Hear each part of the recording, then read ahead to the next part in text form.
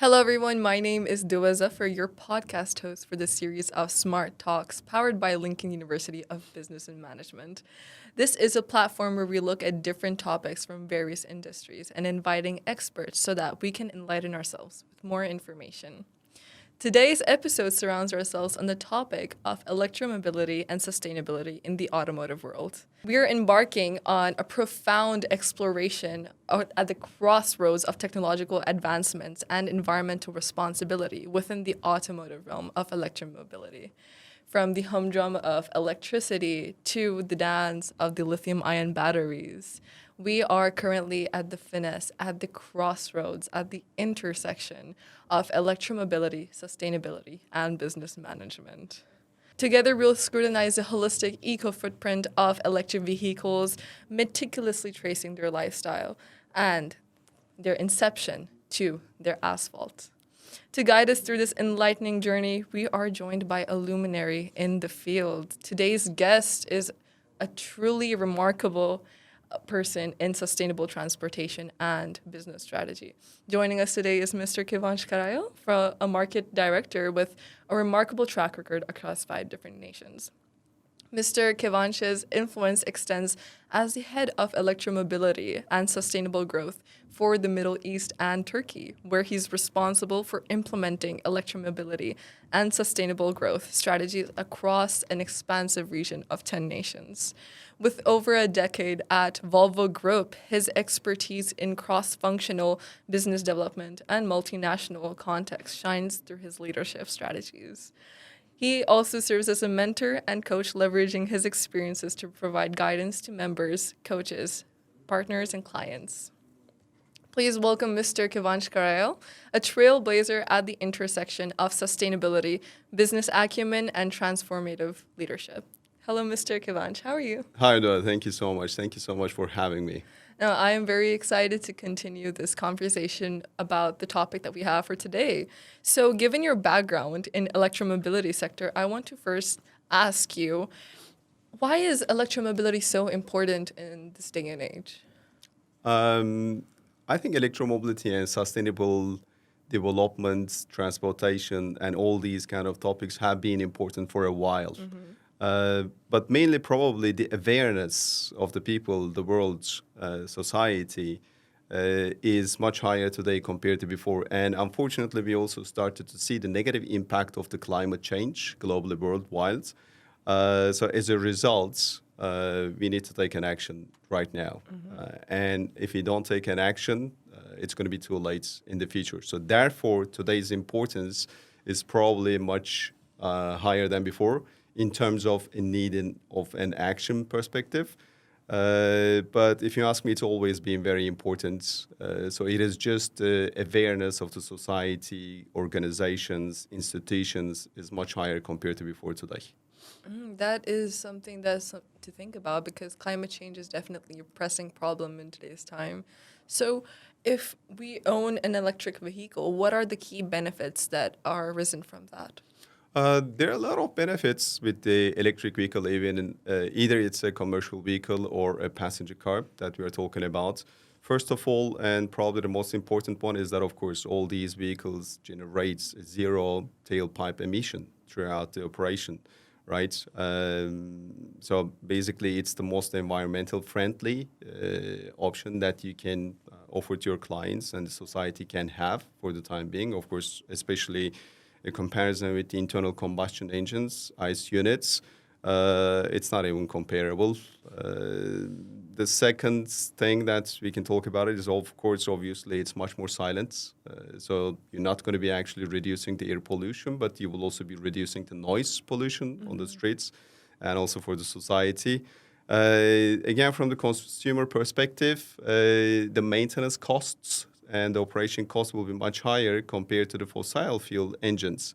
We can say so many other benefits, advantages of using an electric vehicles, either on the passenger side or on the commercial vehicle side. But I will just go back to the beginning. So the biggest advantage is that you can deliver a much better world to the societies for the next generations, for the future generations to come. So what you are conveying is that it's not comparable to the current vehicles we have. Could you emphasize on that? Yeah, sure, definitely. I mean, of course, it depends on which type of vehicle that you are using, either on the passenger car or on the commercial vehicle. But if you are using a fossil fuel needing energy engine, then of course you are contributing to the carbon emissions, right? But when it comes to the battery electric vehicle, as I said, so it generates zero tail pipeline emissions. So it's definitely much more healthier solution that you can deliver to the next generations, to the future generations. So that is a very interesting point. You said it's a healthier solution. So statistically speaking, 7 million people die from air pollution every year. So we're not just, fighting for the environment or the climate, but also for our own health. So that is an interesting point to emphasize on. But since there are so many benefits, what are the challenges in implementing electromobility? Well, everything is not that easy, right? I mean, I wish it was that easy. Otherwise, we would be seeing all these electric cars and electric trucks, buses, or even construction equipments, all these type of vehicles. But we are not there yet. So there are obviously some challenges. So if I may put it in the beginning, obviously the financial logic. I mean, the financial logic is a little bit different on the passenger cars and is a little bit different on the commercial vehicles. The good thing is that the financial logic is not so much looked up on when it comes to the passenger cars, right? I mean, most of the people, unless you're a taxi driver or unless you're a professional driver, you are not looking to get a benefit out of your car that you are using, or at least you are not looking for a financial gain, right? So emotions are really playing a huge importance when it comes to going for a passenger car in the minds of the customers. But especially when we are talking about the commercial vehicles, financial logic has to be there. I mean, the name already suggests itself. It's a commercial vehicle, and if manufacturers, if the policymakers, if governments or the rule makers, if the charging infrastructure facility is not in place, in short, if the customers, if the clients, if the society does not see the financial logic benefits, then of course it actually slows down the acceleration. It slows down the implementation phase. So to keep it short, the financial logic is one of the big challenges. Obviously, infrastructure, charging infrastructure. I mean, I do not know if you have a car or not, but probably you're at least using someone else's transportation, or it's a private or a public one. Not any people in the society. There is no one in the society when they are using a fossil fuel that they are asking to the salespeople, where can I get the fuel, right? I mean, it's publicly available everywhere. But if you are to go for an electric vehicle, either it's a truck or a passenger car, obviously you need to plan all these things way ahead.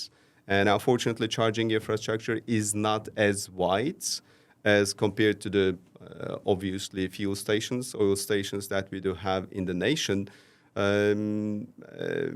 So these are basically the biggest challenges that we are facing when it comes to the implementation phase. So you've mentioned electric cars and electric trucks. This is something out of curiosity. Yeah. Will there be electric planes as well?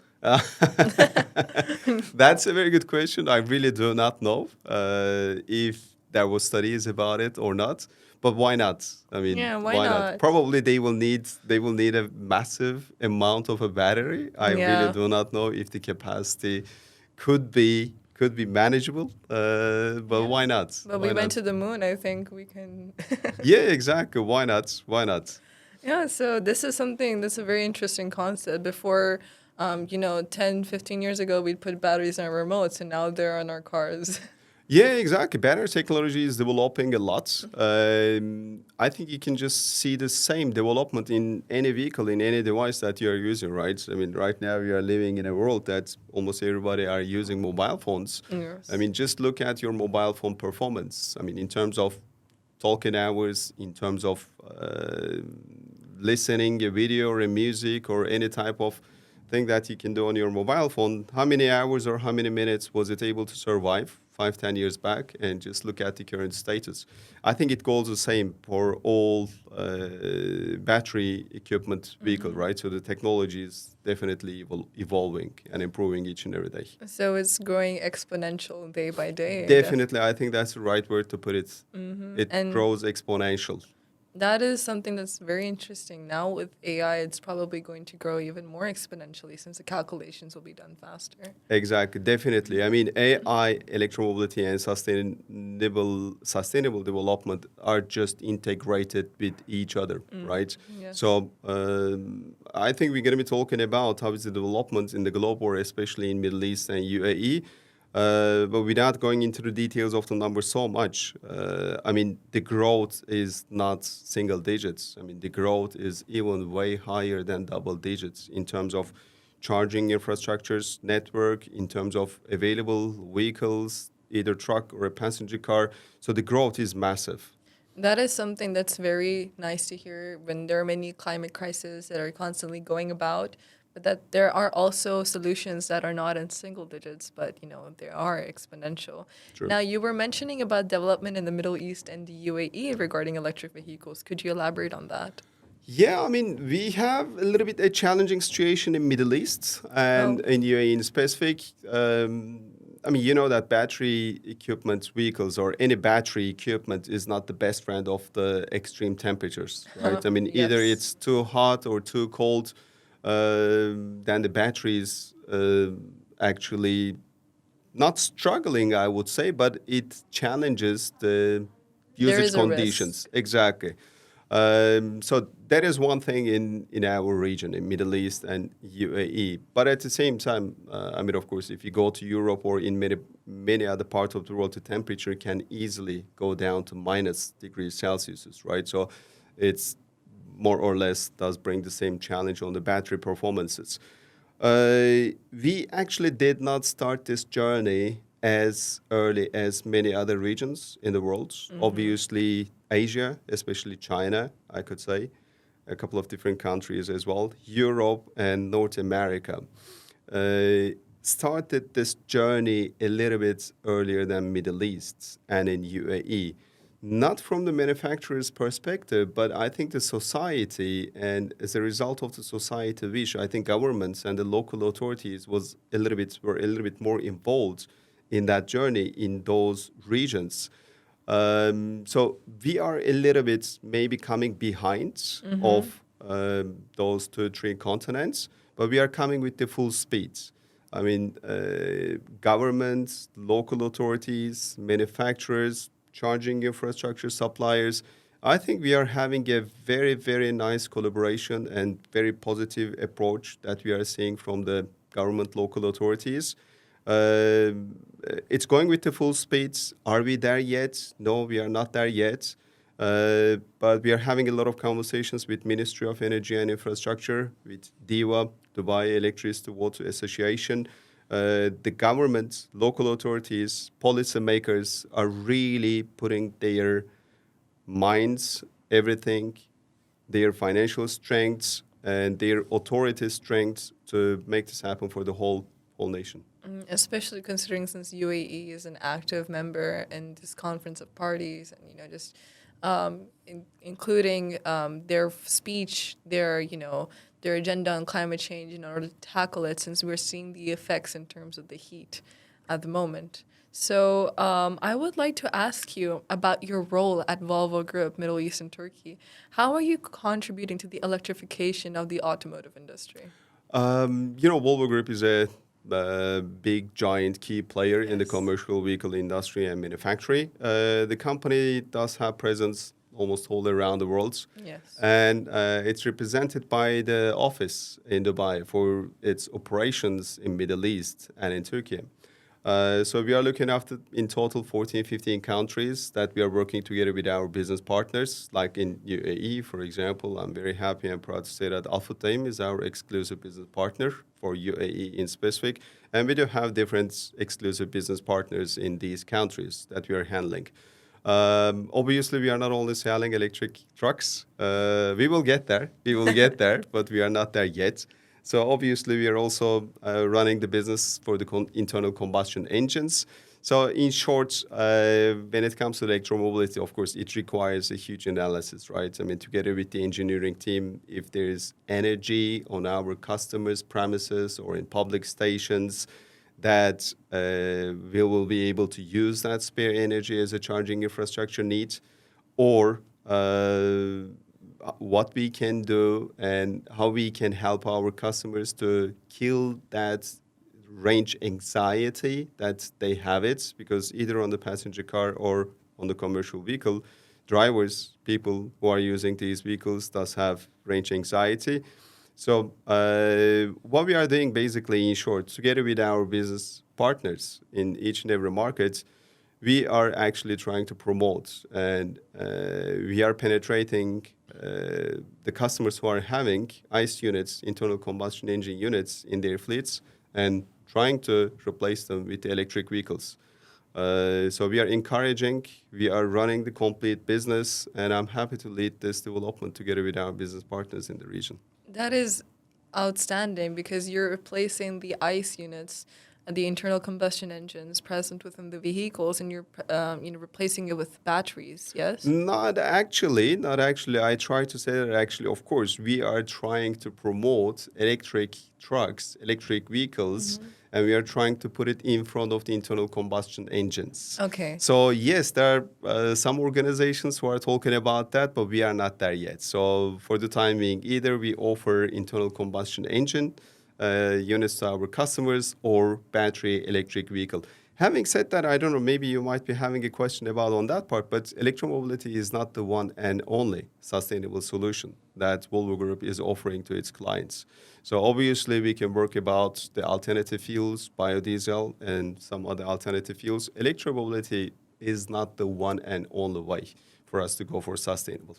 So Volvo Group is not only pushing forward for electromobility, but different biodiesel alternatives. So that is very interesting. Would you say that Volvo Group is at the forefront of sustainability into transportation? Well, I mean, of course, I'm working for this company. I can say that probably happily, but I also wish that, I also hope that everybody will agree with me on that part. I mean, it's a very sweet competition between all these brands, between all these giant key manufacturers, key players.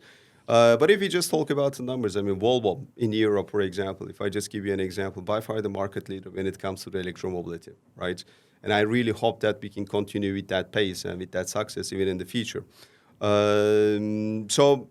Coming back to your first comment or the question, there are different ways to go for sustainable, right? I mean, electromobility is not the one and only way, if you ask me. Of course, depending on your need, depending on your operation, depending on the energy needs that your operation requires, we are even offering different alternative solutions to our customers, to our clients, to our business partners. So I personally don't believe that one size fits to all clients or to all customers. So therefore, we are actually making ourselves available so that when the request comes, when the inquiry comes to us, we can actually propose different solutions to different organizations. So there are a diverse range of solutions towards what the client needs specifically. Exactly. That's exactly the right way to put it. So isn't that interesting? Because you talk about, perhaps in this heat, it might be there is a risk for having batteries. So rather than solely focusing on batteries, you have different alternative options present. So that is something that you can go continent-wise. Do you think that this is a reason why, the Middle East might be a bit lacking in terms of moving ahead with electromobility? I actually personally wouldn't recall that because, I mean, if you go to especially Europe, in the northern European countries, obviously the temperature is minus in not maybe vast majority of the whole year, but I would say that minimum 2 or 3 or maybe even 4 months, there are European countries in the northern side of Europe that the temperature is minus. So it's more or less the same equivalent impact. Again, extreme temperatures are not the best friends of any battery vehicle equipment. We can speculate about the reasoning behind. Of course, I mean, Middle East is well known, and it's no confidential that these countries and UAE and the neighborhood countries are quite rich in terms of oil production. Might be one of the key factors. Infrastructure, obviously, is one of the reasons why we have not managed to put it on a wider scale. And there are a couple of reasons, but we can talk about the past. I mean, we can talk about reasoning behind, but maybe more important, what we can do today and what we can do in the future to get the acceptance from the whole society, and that we can increase our penetration. So, you as an individual, what do you see for the future of electromobility? I think electromobility, just as a person, electromobility will not be the one and only solution, if you ask me. I think there will be different alternative solutions with alternative fuels that we were just mentioning a couple of seconds back.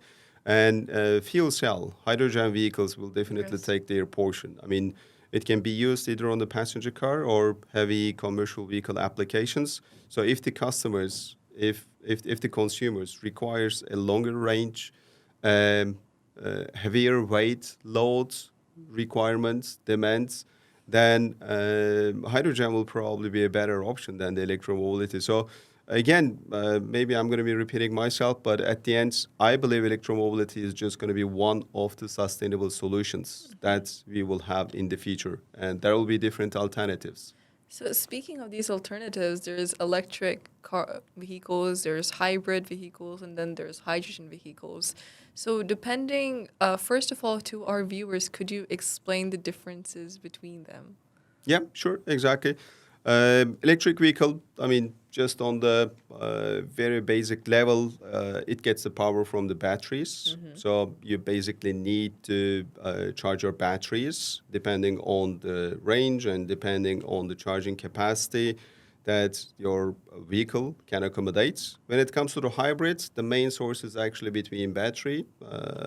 It's just proportionally shared between the batteries and, of course, a fossil fuel. So we cannot say that hybrids cars actually generate zero tailpipe emissions. So it still contributes to the carbon emission, but not as bad as internal combustion engines or the fossil fuel engines, as we were talking.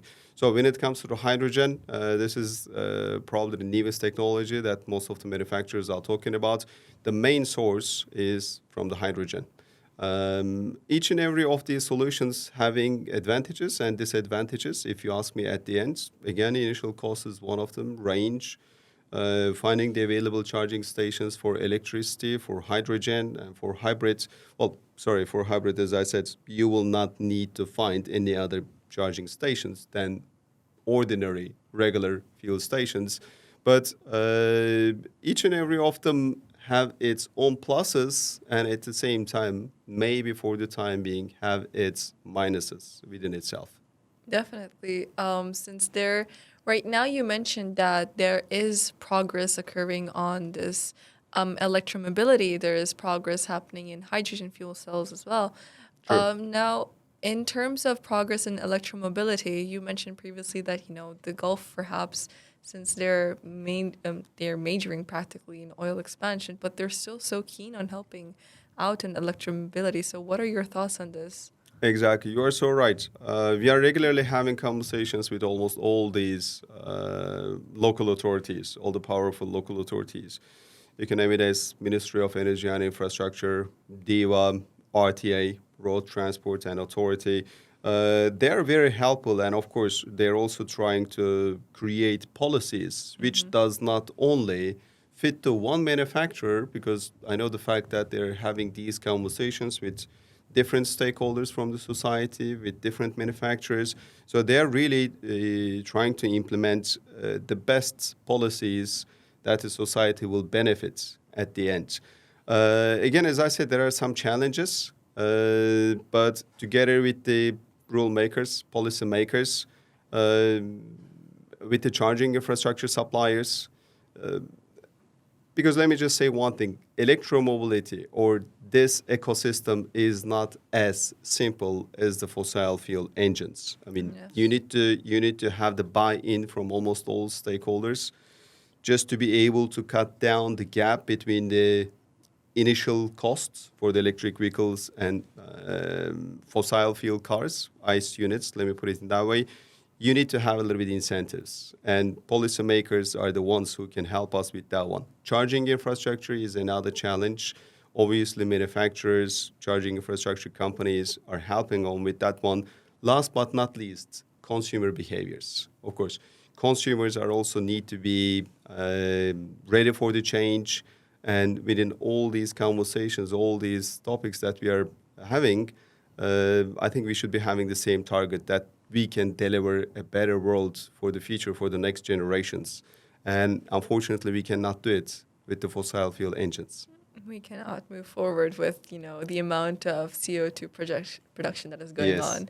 So thank you so much, Mr. Kivanc. Now that this segment of interview questions have elapsed, let us move forward with students' questions from the Lincoln University of Business and Management. So can we go ahead with Sure, exactly. Okay, Exactly. With pleasure. so first of all, these electric vehicles, they are premium vehicles after all. So now they're lower income families and middle class families. Now, what do they do if they want to contribute? They want to have, a better fuel economy or, a lesser carbon footprint. But, after all, it is still a premium vehicle. Sure, definitely. Let's be straightforward. Of course, right now, most of the customers, unfortunately, needs to compromise either from going for a sustainable or going for a cheaper options. That's the reason actually why you don't see it on a very much wider scale in many countries in the whole world. That's true. There's an obstacle in front of that initial financial cost.